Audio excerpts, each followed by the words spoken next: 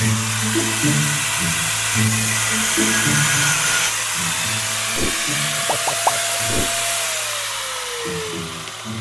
mga kapatid, sinisira ko na tong dashboard ni Kuya Hubert Angko Pass.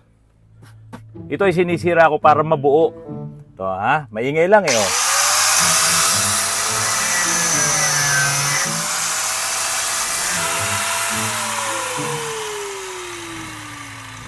Yan. Yan na.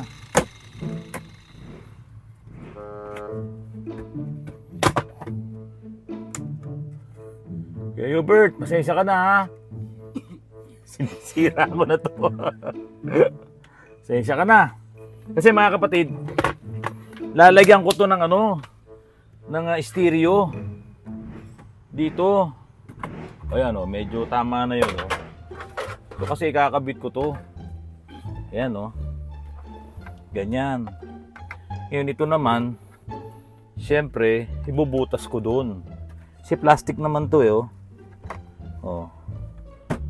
Kahit naman na tinabas ko na yan dito, ito naman na magpapatibay ito.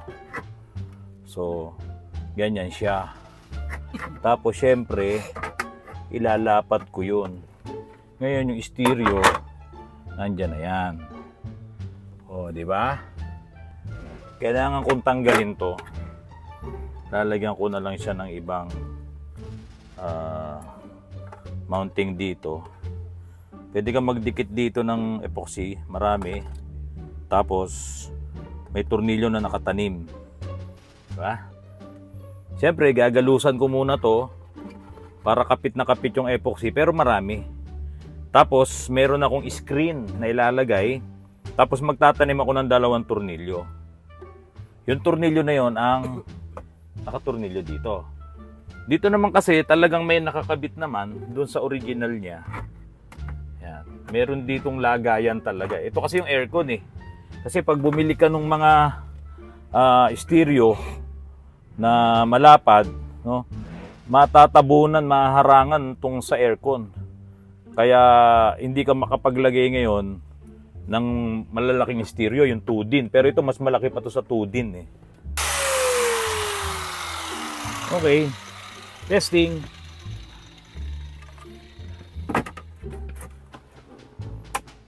Na, medyo lumapat na.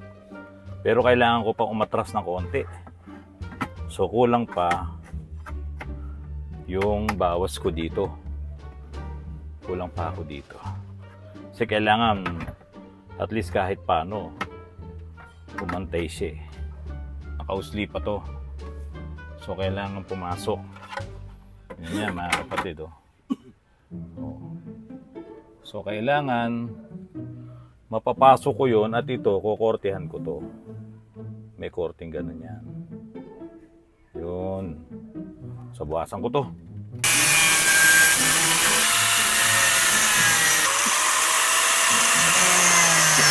Maingay lang to mga kapatid. Maingay na vlog to. Kaya pala matibay, meron pa rito sa ilalim. Oh. Ano kaya iisipin ni Kuya Hubert? Sinisira ako na yung sasakyan niya. Oh. Cutter. Mga kapatid, alam nyo nung araw, nung nauso yung mga Armageddon grill, yung inilalagay ko sa mga crosswind, ako talagang gumagawa nun. Kasi nga, ang mahal nung Armageddon grill eh. Pag ipagkatiwala ko, sa mga tauhan ko nung dati, eh pag nasira yung plastic, kasi tinatabas ko yun sa crosswind eh. Pag nasira yung plastic, halos 5,000 yung mawawala sa'yo dahil nga yung binibili kong Armageddon grill na yon mahal. Oh. Kaya ito, ako na rin ang gagawa nito alang-alang kay Kuya Hubert Angko Pass. Yan, medyo masikip ako rito. So magbabawas sa, hindi ito. Oh, yun. Tanggalin natin to. Oh. Ito yung ano nagpapatib. Ito yung pinakasuporta nung sa stereo. Ayan, yung lumang stereo. Pero ngayon tanggal na siya.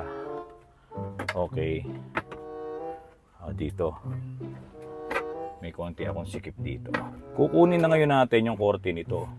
So paano makuha yung korte nito? Maglalagay ngayon ng cardboard dito at guguhitan ko. Yun. Yung cardboard ngayon na yun, didikit ko rito. Kailangan natin makuha yung korte nito. Ayan. Kasi isusunod din natin dito yung ating plastic. Yun, no? Tapos, ito, kukorte natin dito. Yan. Ayun, no? Ganyan, no? Kailangan meron kang tape dito. Kasi, guguhitan mo to. Para sakto yung tabas natin, kailangan talaga meron kayong padron. Sa mga gustong magkabit ng stereo, papatulan na po ni Odorans. Pagkakabit ng stereo, naaalala ko nung kabataan ko, mga kapatid, talaga naman na gumagawa po ako ng mga ganito nung araw. Diyan po sa JP Rizal, Makati. Sa May Guadalupe Viejo, meron akong shop ng electronics noon. At mga kaibigan ko noon, mga biyaheng top heran na mga jeep. Guadalupe, top.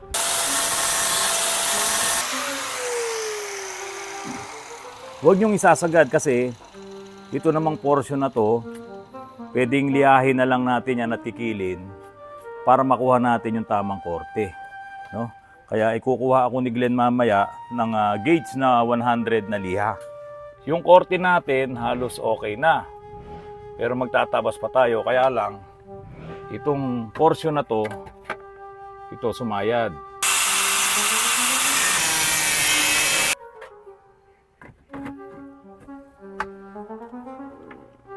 Ayun na, sakto na.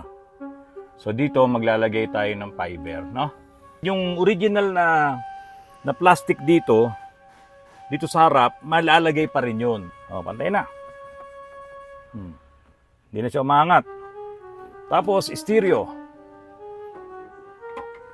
Yan. Okay, tapos dyan, may fiber tayo dyan. So, ito po ay nakakabit pa rin. Ayan. Nakakabit pa rin to. Okay, swak na mga kapatid, oh. Tapos ito. Ngayon, meron naman talagang nabibili na para dito, na lagayan ng mga kung ano-anong mga abubot. Parang ito. May nabibili nito. Yan, dito. Pero kung walang mabibili, gagawan ko na lang din yan. So dito, dapat stereo yung nakakabit. Hindi na ngayon dahil nandito na yung touchscreen stereo ni Sir Hubert.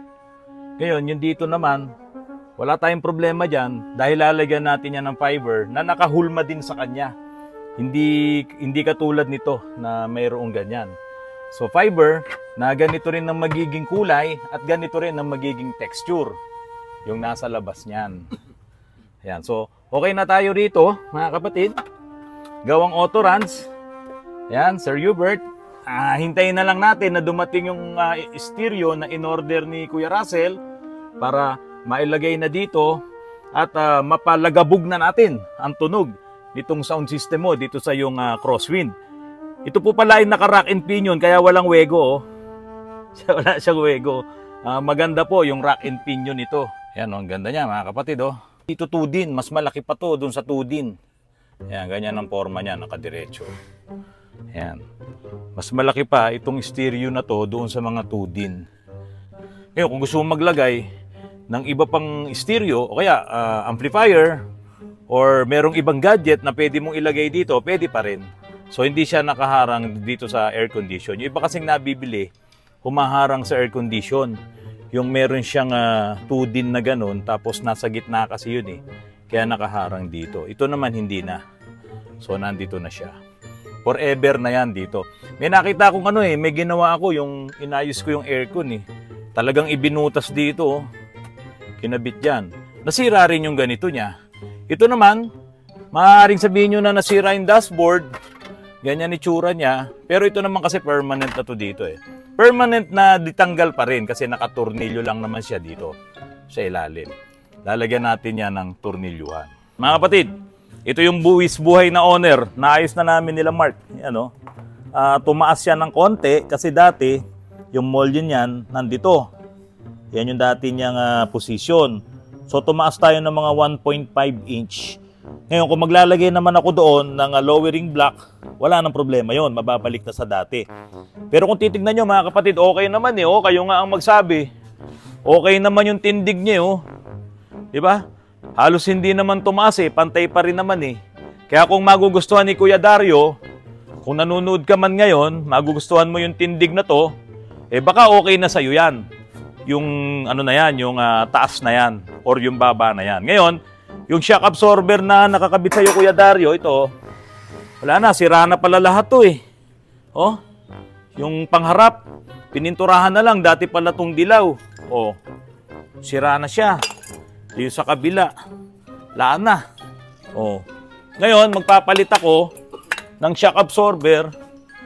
Ganito na po ang ang ilalagay natin. Kaya ba, ito yung sinasabi ko na pang crosswind. Ayan. O, hirap po. Yun, dali-daling hilahin. So tayo po nakapatayo na. Ito, katulad nito, yung nakaporma na dito. Tignan mo Glenn, doon ka sa kabila Glenn, pakita mo. Ayan. Ganyan na po ang mangyayari dyan. Hindi na po nakahiga. Ayan, medyo nakatayo na po tayo para kahit napihitin yung manibela ay wala pong tatama sa gulong. Imposibleng tumama ang gulong dito. Pero dito, talagang tatama itong portion na to dito. No? So dito nakaganyan po tayo Kuya Dario. At yan naman talaga ang tamang kabit na shock. Hindi pwede nakahigang ganyan. Hindi pwede yan. Dapat ganyan. Yan ang tamang kabit ng shock absorber. Ang tamang mounting. Para maganda rin yung rebound niya. Okay, ito bago na to Kuya Dario ha. Oh. Ito pa po yung box. Kaya ba po, ito po ay pang crosswind. Hindi ko na po nilagyan ng gas shock to kasi matigas yung molye. Baka lalo kayong magreklamo. So tama lang yung fluid type na shock absorber para sa ganitong mga owner type Jeep. Okay mga kapatid, ngayon ko lang maharap itong ating Coaching Kuba, yung makina ni Coaching Kuba. Ito po ay bagong overhaul. Kaya dapat araw-araw kahit paano ay napapaandar natin. Pero hindi ko sinasagad yung andar niya kasi nga wala pa yung mga cover dito. Ito po kasi air-cooled. Dapat yung hangin na ibubuga nitong mechanical pan na to mapalamig niya. Itong cylinder head, pati yung block. Kaya lang hindi pa nakakabit yung mga shroud niyan. Kaya hindi mo siya pwedeng pagtagalin or kung gusto mo, putukan mo ng electric pan. So ngayon, tingnan lang natin kung one click pa rin yung ating makina. Tapos yung baterya natin, nilagyan ko na ng charger. Yan. Para hindi siya talaga nade-drain or nababawasan. Ngayon, parang nakakabit ngayon dito, alternator, kasi meron siyang charger. Try natin mga kapatid. Kung one click pa rin, itong si Coaching Kuba. Ito yung aking ignition switch. Oh. Pakita mo. Ayan, ito yung ignition switch natin. Sige, tingnan natin. Sana one click.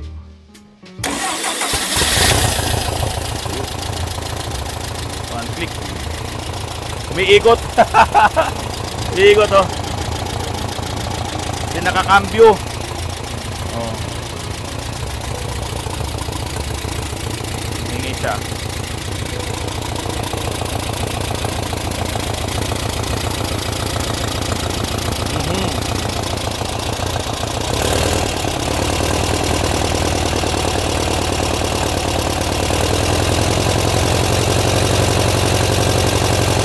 Bilis oh.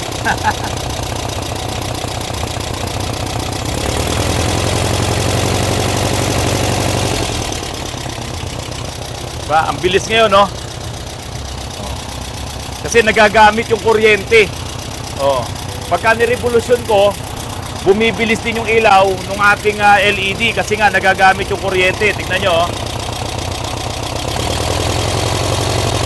Ayan oh.